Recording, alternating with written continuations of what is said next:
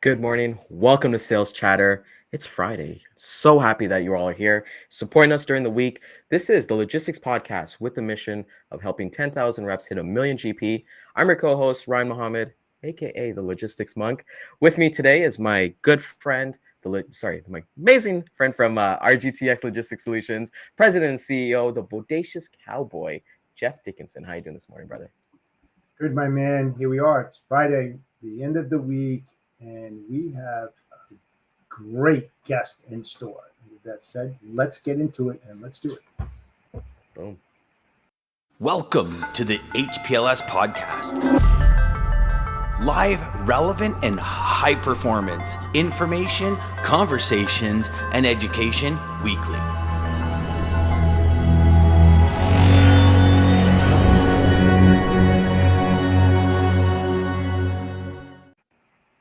And there we go. Jeff, I mentioned yesterday when we started our show yesterday that we wanted to bring guests on with like different walks of life, blaze different paths, and just the lessons that they've learned along the way. And we have an amazing guest for you. So for today, we have the CEO, a freight broker, a super mom, and a lover of all things Africa. We have Millisa Nwokolo, who's going to be joining us. I'm just thoroughly impressed by her experience, somebody that even in the backstage, I was learning so much from. So with that being said, let's welcome her to Sales Chatter. We're so excited. Good morning, Millisa. How are you? I'm doing great. Thank you so much, Ryan and Jeff, for allowing me to be here to talk to women.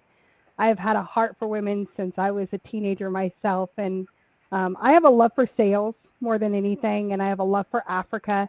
I was 8 years old when I really felt the heartbeat through a pen pal in Algeria, and that is why I've traveled there 9 times before I got married, and after I got married to an African, I've traveled there 4 times, and I'm actually leaving in 2 weeks for Ghana.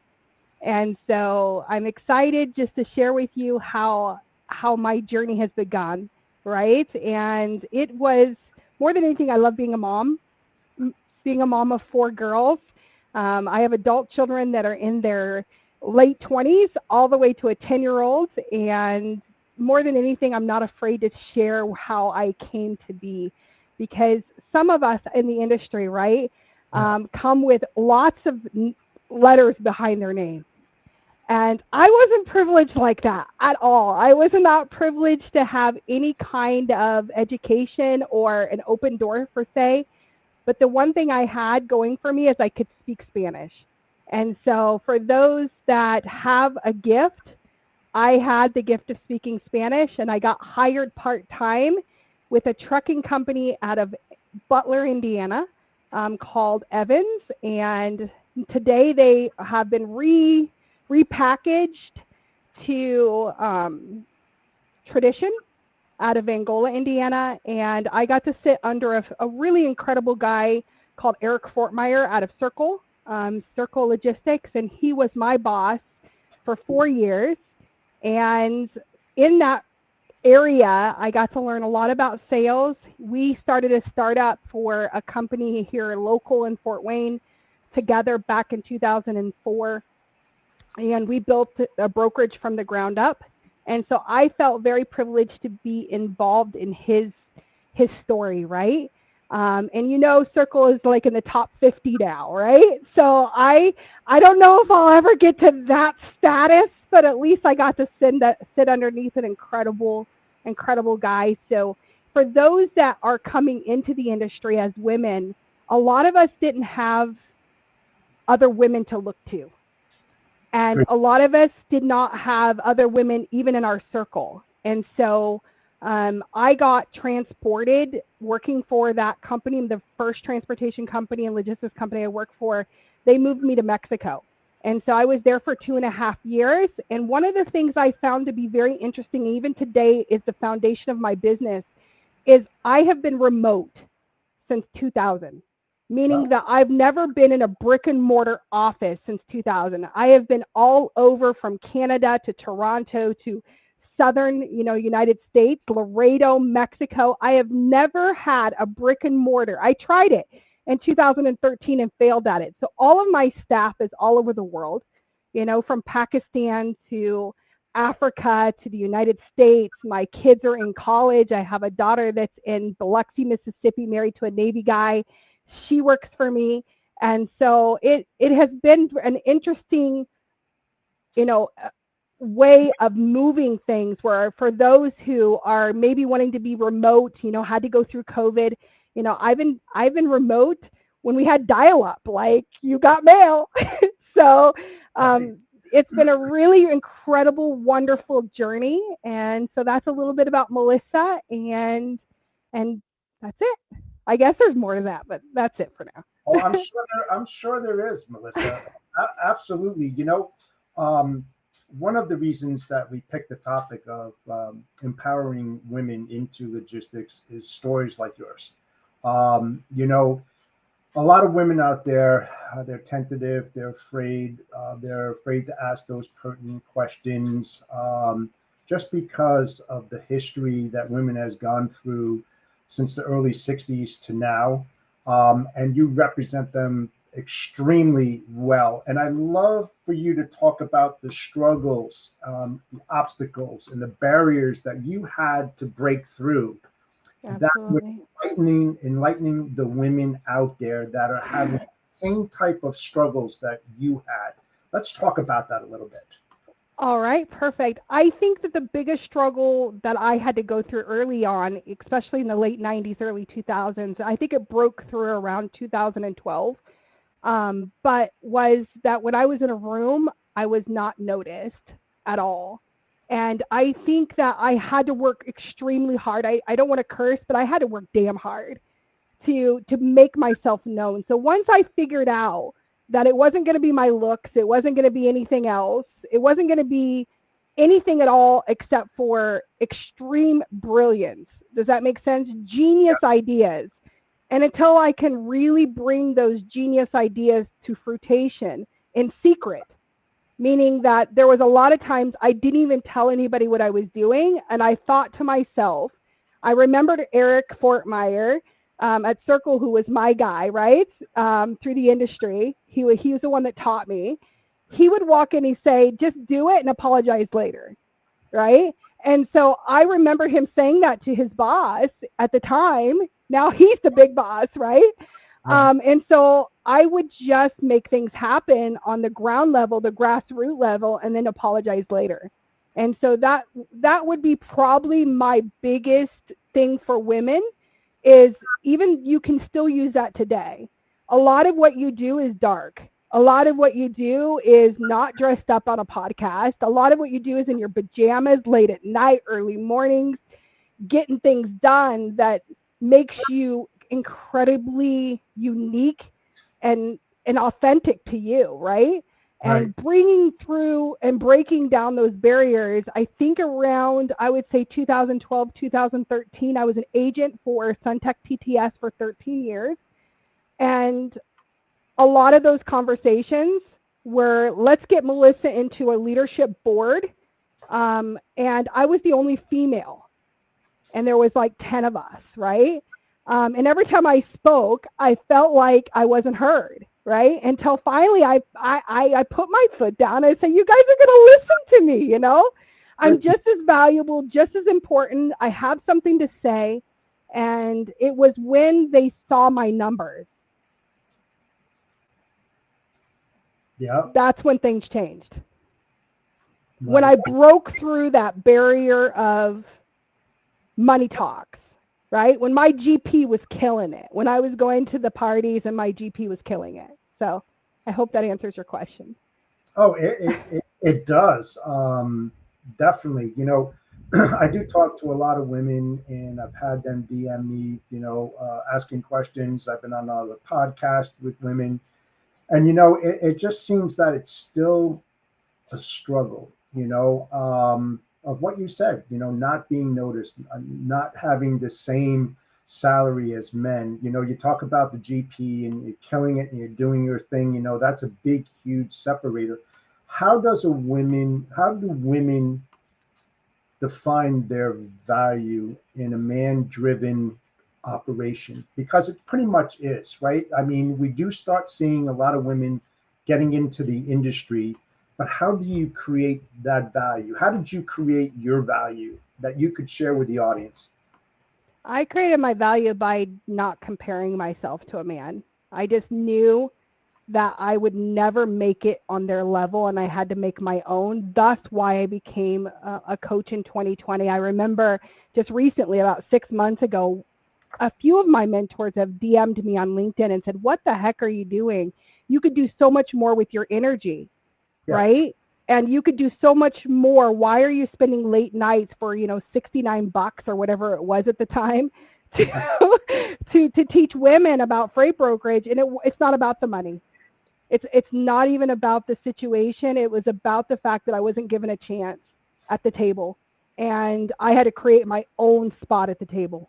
And that took a lot of hard work and a lot of creativity. And you know that something is great when your mentor is opening up an international office and they are in your DM saying, "Will you head it?" Right? Because I've owned and operated 4 international offices in 15 years, and so there are some unique creativity that you have. You have to pave the path to something that's different. Whether that is picking a commodity niche, or whether that is a niche in a certain area, or whether that is, in my case, I took on Overdimensional, which is a really male dominated. I took on the biggest, head on. The guy that says, "What do you know about driving, an RGN?" I know nothing about driving an RGN, but I know how to sell, does that make sense? So I had to, I think there was a lot of motivators. I wanted to prove myself, but in the early years, but I think when I got into my mid 30s, I stopped comparing and just, I made it. When you've made it, then you now have already created yourself a place. Right. You basically kind of created your own table, right? And that's what it was. They wouldn't give you a seat at the table, so you're like, forget this, I'll make my own table. One thing that really intrigued me, Millisa, was that you're strong in your faith. And it's something that's important to myself. I think one of the comments that I saw is that, hey, you're not afraid to shout from the rooftops or a loading dock. Can you talk to the audience about how your faith as being a Christian has helped you in your career? Because we all go through those ups and downs, and we always kind of, some of us might look to different vices, but I think faith is one of the most strongest thing that is available to us. Absolutely. I think it's where the power comes from. It's where you know who you are. If you know your identity in who you are as a person, as a mom, as a woman, and your place in this world and what you were created for, then it makes it easier to stay on path. Once you know what you're created for, and so I'm just not afraid to say that, God is the one who made all the open doors for me, all the opportunities for me, and so every time I would go from a level to another level or a door was shut, it was always my faith that, made me leave behind my $10 million book of business because I signed into a non-compete. And Right. and so that's what made me just leave all my customers behind and start over. So it was faith. Yeah, I totally understand where you're coming from. One thing that you stated was that you basically tried to, or did, outwork the men, and you felt obligated to do that because you wanted to prove a point, for yourself, for others, being women. What do women have to do, or why do you feel that they have to do that? I mean, I think that they had to do it in our era, back in the late 90s, early 2000, when you didn't see a woman other than an accounts receivable or payable. I mean, a secretary. But today I think women are killing it, and they're able to move past, and they're CEOs of big, large logistics companies, and they have a seat. But if you listen to their story, they all started somewhere where they didn't. They had to work harder. Let's just be real. You have to work harder than any man in that room. And today, I think we still do. But because I surround myself around women, right, I don't see it as much. I've created, like Ryan said, my own table where I really don't see it as much. Other than, when I'm talking about a PR issue with a client. Then things, get a little bit hairy. Absolutely. One of the things that we've talked about with guests is that I find like women, they kind of get pigeonholed, like you said, the AR, HR, accounts payable, receivable, even customer service, right? It's very rare that you see a woman boss killing it in sales. What advice, because I know you have tons of experience, and what advice would you give for newer women coming into the industry, especially those that are moms, because you've raised four amazing girls, and you had to, like you said, some would think that it would be an individual job just to build your book of business, but you had to go home, put your mom cap on, and maybe when they're sleeping, you're working away and things like that. Can you talk to the audience about your journey, about being a super mom and being a badass babe? Let's go. I would love to say that my kids, if you ask my girls if I was a great mom, they'd probably say heck no. Because I worked a lot of hours. There was a lot of basketball games and, swim meets. And the only thing I knew that I was consistent with was showing up at church with the whole family. Other than that, I can't recall a lot of times. We would take vacations when we finally made it.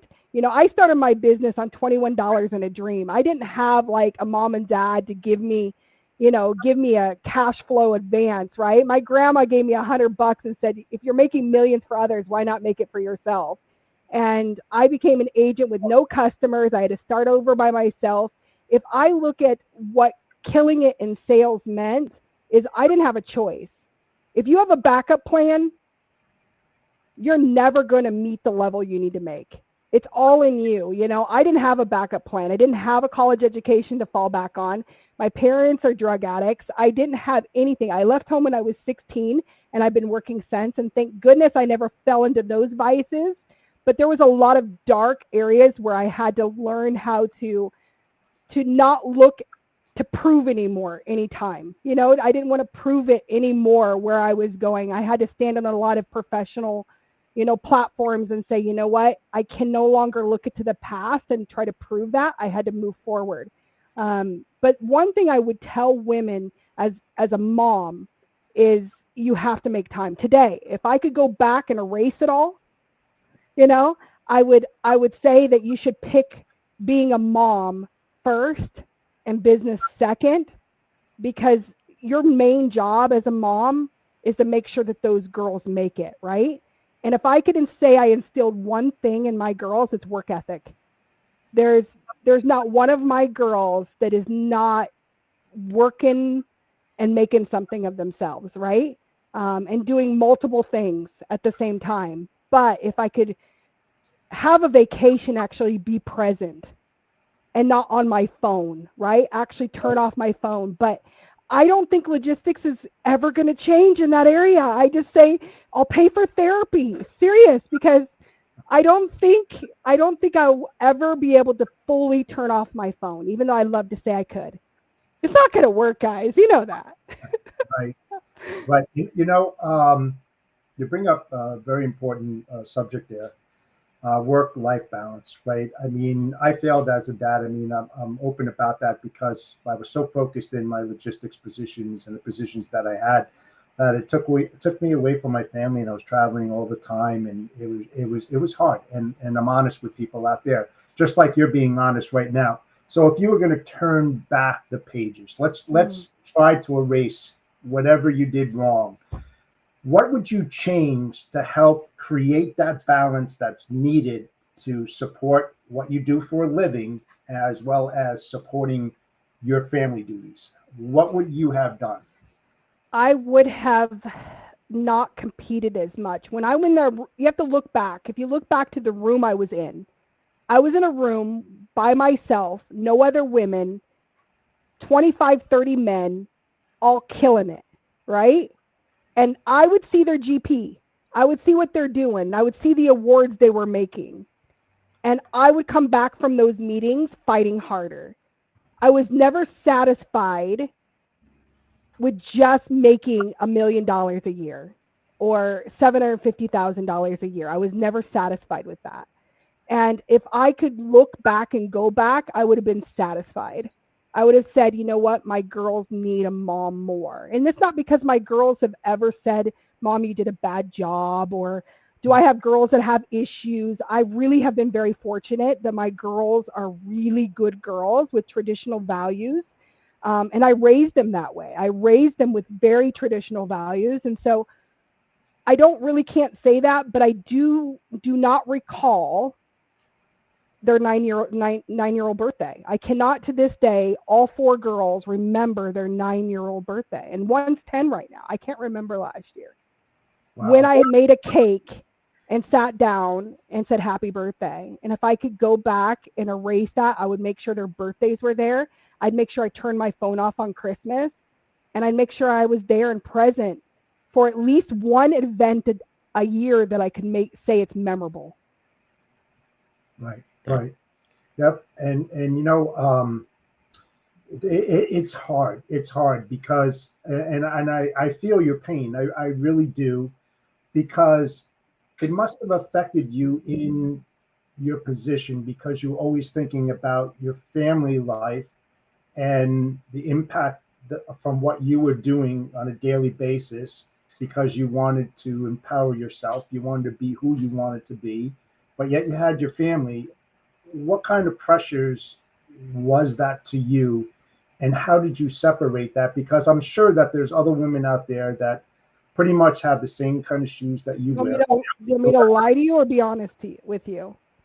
I was divorced in 2002 because I was a maniac when it came to sales. And I spent the next 10 years in a very, very feminist movement. Today, I'm not a feminist at all. Now, listen, do I believe in women? Absolutely. Do I believe that women should have a sit at the table? Absolutely. But I'm unique to being a woman with woman ideas and thoughts. I love to cook. I love to be a mom. I love to be a wife today, right? And I have put myself in a place I should have always been in today. But if I could re-erase and go back, I would have shut up more. I wouldn't have been so nasty, because when you're at that level, yep, right, and you are empowering it and killing it, and you are the breadwinner, yep, you're making the people around you, some of us, trying to even prove that foothold even in our marriages and our lives. Okay, so if I could go back, I would say I would have done things differently. Absolutely, because my girls deserve to have their dad there, and they deserved a mom that did not make money as their playing chip, if that makes sense.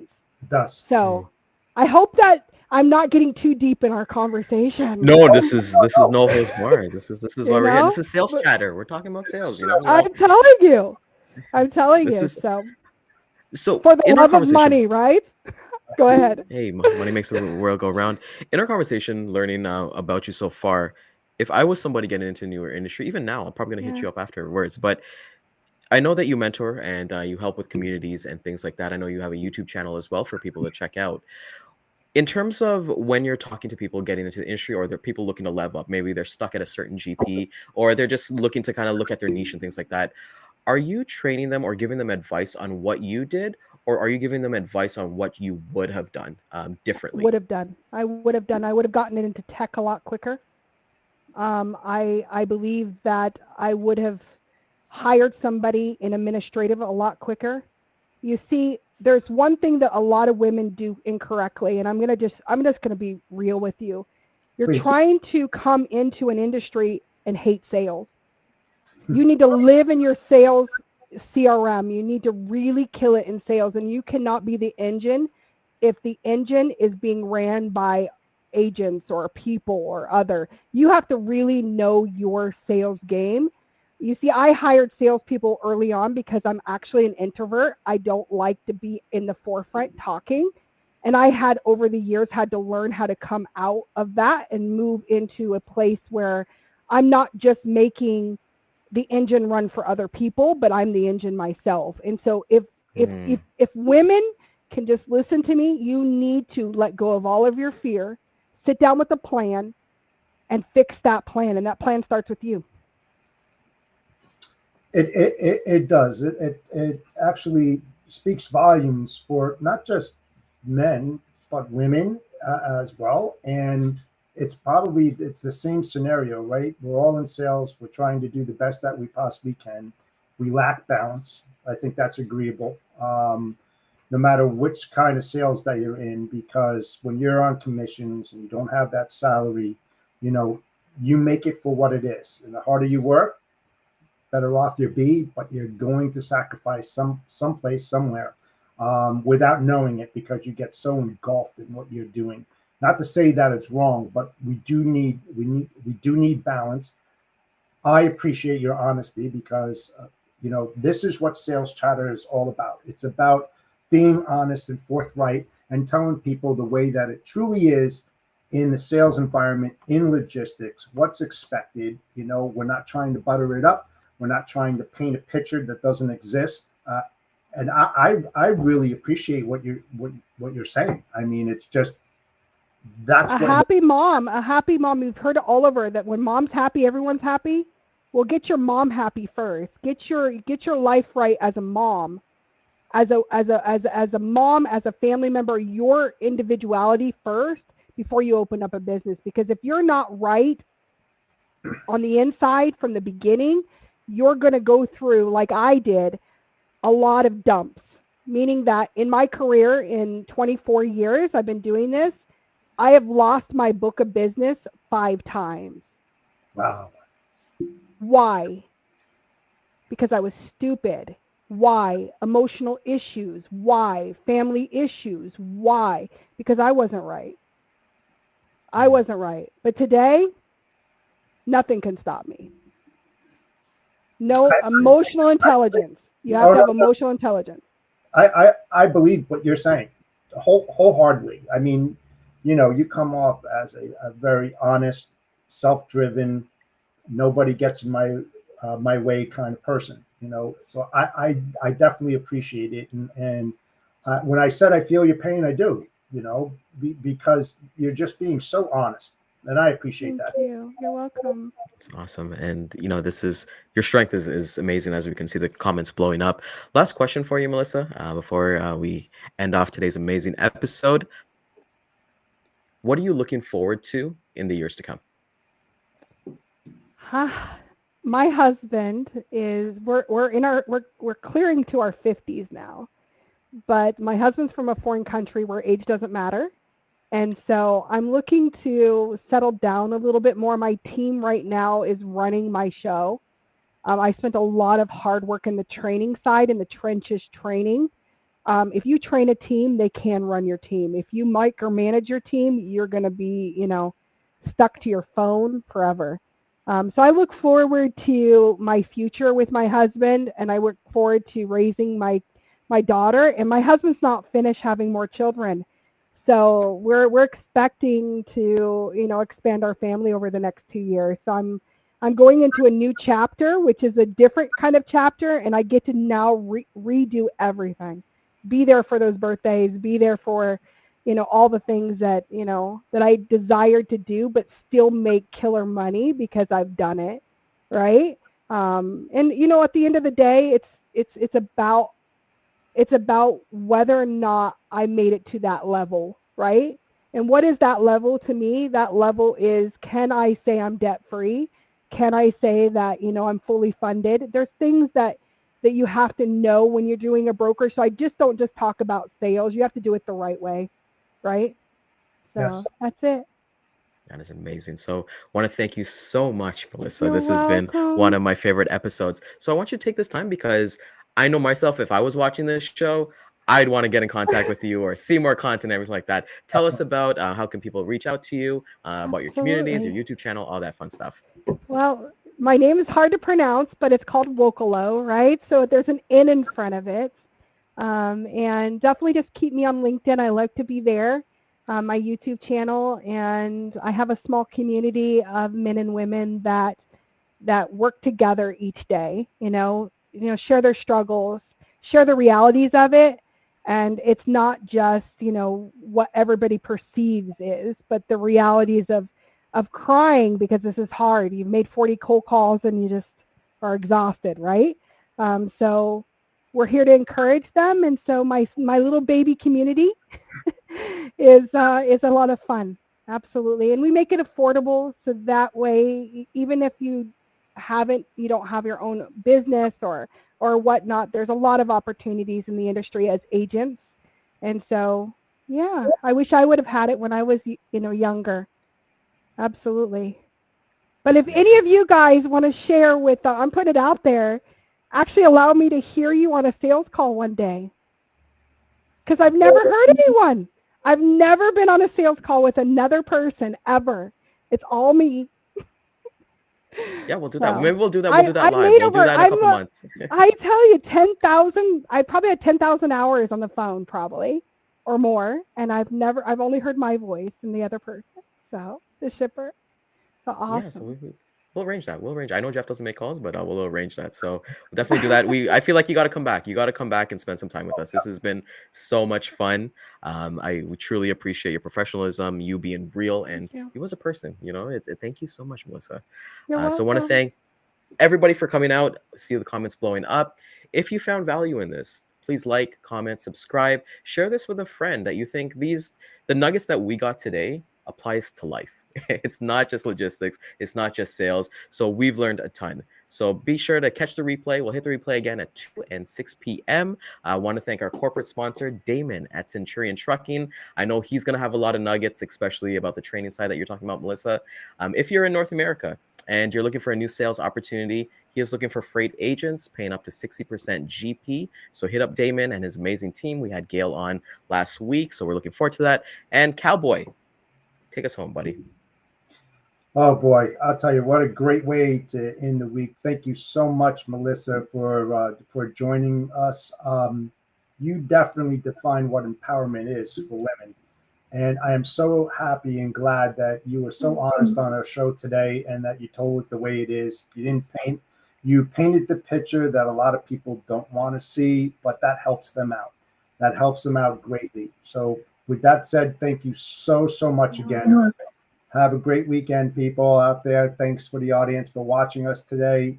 We'll see you back here on Monday at 11 a.m. as we are daily on Sales Chatter Live. Bodacious Cowboy out.